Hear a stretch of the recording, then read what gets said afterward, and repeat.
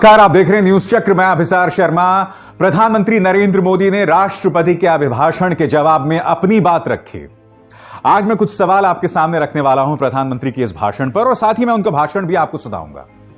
प्रधानमंत्री, आपने बगैर मुस्कुराए, बगैर किसी हिचकिचाहट के इतनी बड़ी बात कह दी, और आप अपनी सरकार, अपनी पार्टी को अपने गिरेबान में झांकने के लिए नहीं कह रहे हैं। या कहीं ऐसा तो नहीं कि ये संदेश जो आपका है, ये जो भाषण है, वो कहीं ना कहीं आपकी अपनी पार्टी को, आपकी अपनी सरकार को आईना दिखा रहा है।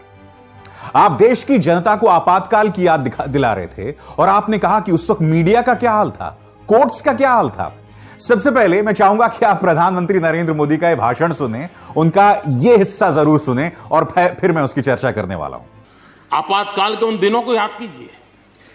न्यायपालिका का हाल क्या था, मीडिया का क्या हाल था, शासन का क्या हाल था। मीडिया का क्या हाल था, कोर्ट्स का क्या हाल था।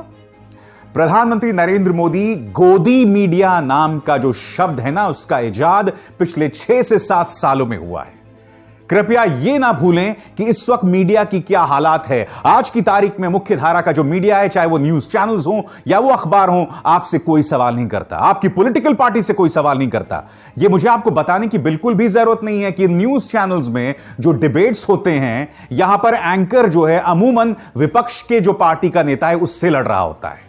जो आंदोलन कर रहा होता है उसे देशद्रोही, गद्दार और न जाने किन शब्दों से नवाजता है।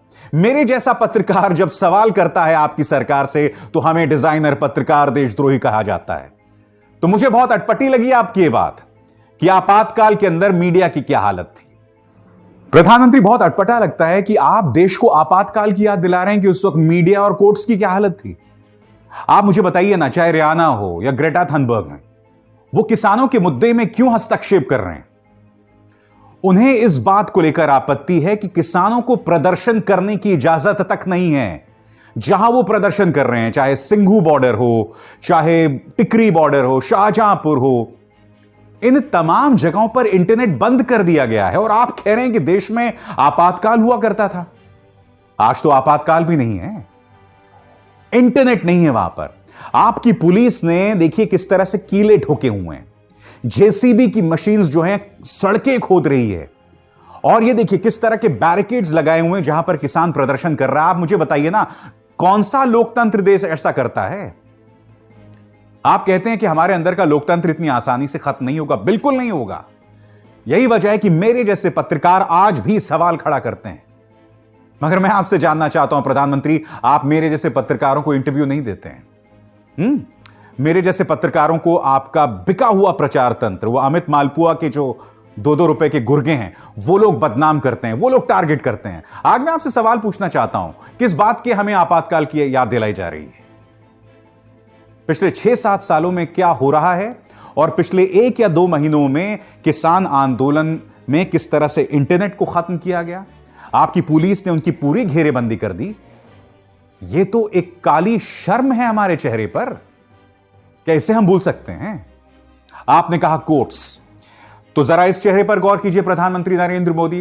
रंजन गोगोई, मुझे यह बतलाने की जरूरत नहीं है इस आर्टिकल के मुताबिक कि चाहे राम मंदिर का फैसला हो, जो कि बहुत बड़ा फैसला था, रफाल का मुद्दा हो, धारा 370 और कश्मीर से जुड़े जो तमाम हेबीज कॉर्पस के मुद्दे हों, इन तमाम मुद्दों में चीफ जस्टिस, पूर्व चीफ जस्टिस रंजन गोगोई के जो फैसले थे, वो राजनीतिक तौर पर भारतीय जनता पार्टी को फायदा दिलवा रहे थे। मगर उससे भी बड़ी बात, सबसे बड़ी बात यह कि यह शख्स चीफ जस्टिस की पद से सेवानिवृत्त होता है और सीधे राज्यसभा पहुंच जाता है। आजाद भारत के इतिहास में मैं आपसे जानना चाहूंगा प्रधानमंत्री नरेंद्र मोदी कि इस तरह की मिसालें हमें कब देखने को मिली हैं, कितनी बार देखने को मिली हैं। आप कोर्ट की बात कर रहे हैं। आपको मैं बतलाना चाहता हूं कि भारतीय जनता पार्टी के राज्यों का प्रशासन हमारे कोर्ट्स का क्या हाल करता है, हमारे कोर्ट्स के फरमान का क्या हाल करता है। आपकी स्क्रीन पर यह शख्स है मुनव्वर फारूकी, एक कॉमेडियन जिसे इंदौर की पुलिस ने जेल में डाल दिया था।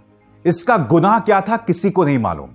इस पर आरोप यह था कि इसने अमित शाह का मजाक उड़ाया और हिंदू देवी देवताओं का मजाक उड़ाया। हालांकि आज तक इस बात को लेकर कोई प्रमाण मौजूद नहीं है।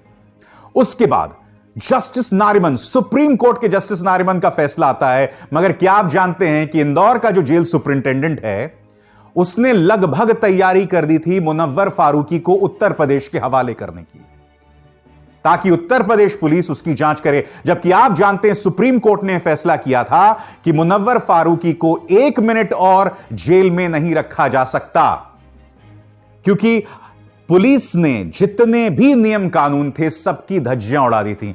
कोर्ट ने यह भी कहा था कि उत्तर प्रदेश पुलिस को भी मुनव्वर फारूकी को सुपुर्द नहीं किया जा सकता। यह किसी और का फैसला नहीं था, सुप्रीम कोर्ट का फैसला था। प्रधानमंत्री, आज जब आप हमें याद दिलवा रहे थे कि आपातकाल में क्या हालत थी कोर्ट्स की, तो क्या आप अपनी प्रशासन से, अपने राज्य की पुलिस से यह सवाल करेंगे कि वो लोग सुप्रीम कोर्ट के फैसले की तौहीन क्यों कर रहे थे? गौर से सुनिएगा, जस्टिस नारिमन को फोन करना पड़ा था इंदौर जेल कि कृपया वेबसाइट चेक कीजिए, सुप्रीम कोर्ट का फैसला आ चुका है। आजाद भारत के इतिहास में ऐसा कभी नहीं हुआ जब जेल सुपरिंटेंडेंट को सुप्रीम कोर्ट का भी डर नहीं है। मैं आपसे जानना चाहता हूं प्रधानमंत्री नरेंद्र मोदी, ऐसा क्यों? ऐसा क्यों है आपकी सरकार में कि मीडिया नतमस्तक है, मीडिया घिसट रहा है? ऐसा क्यों है आपकी सरकार में कि कोर्ट्स का फरमान जो है उससे नहीं मानते हमारे सरकारें, हमारा प्रशासन? और ऐसा क्यों है कि एक चीफ जस्टिस रिटायर होता है और वो सीधे राज्यसभा पहुंच जाता है? और क्या यह महज इत्तेफाक है कि उसके जितने भी फैसले थे, या कम से कम 5 या 6 फैसले थे, उसका राजनीतिक फायदा आपकी पार्टी को मिला था? इसलिए जब आप मुझसे यह कहते हैं ना प्रधानमंत्री, या देश की जनता को यह कहते हैं कि आपातकाल में हालात थे, अरे मोदी जी, उस वक्त तो आपातकाल था। पिछले 7 सालों से तो आपातकाल भी नहीं है।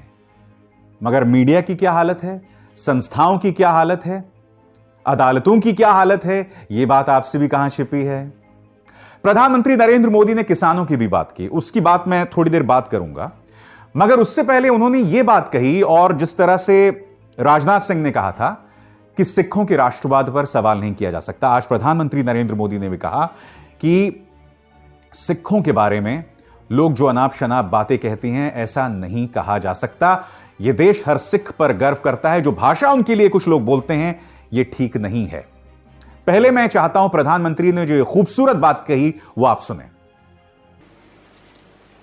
यह देश हर सिख के लिए गर्व करता है। देश के लिए क्या कुछ नहीं किया इन्होंने। बिल्कुल प्रधानमंत्री, मुझे बहुत खुशी है कि आपने इस मंच से यह अपील की।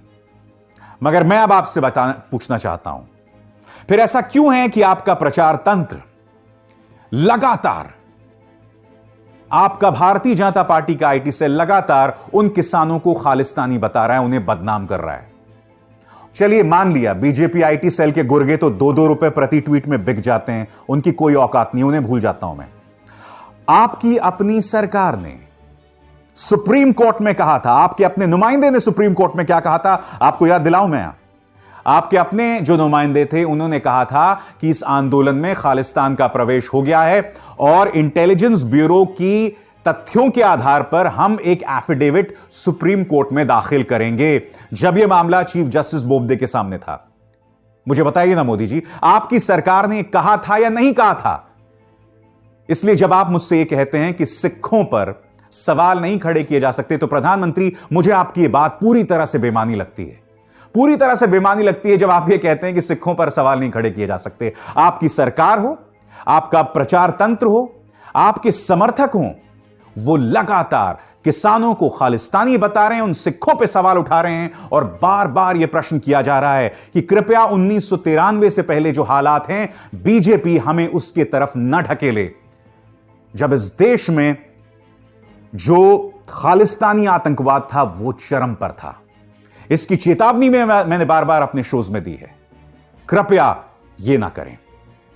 इसके बाद प्रधानमंत्री ने कहीं ना कहीं स्पष्ट कर दिया कि अब वो 3 कानून वापस नहीं लेने वाले हैं। हालांकि उन्होंने बहुत ही अच्छे अंदाज में कहा कि मैं बुजुर्गों से अपील करता हूं कि बुजुर्ग जो हैं वो वापस चले जाएं, और कोई भूल चूक होगी उसमें तो हम उसमें संशोधन करने को तैयार हैं। मगर मुझे ऐसा लग रहा है कि वो 3 कृषि कानून जो हैं सरकार खत्म नहीं करने वाली है, जिससे यह बात स्पष्ट हो जाता है कि किसानों का आंदोलन जो है वो लंबा चलने वाला है।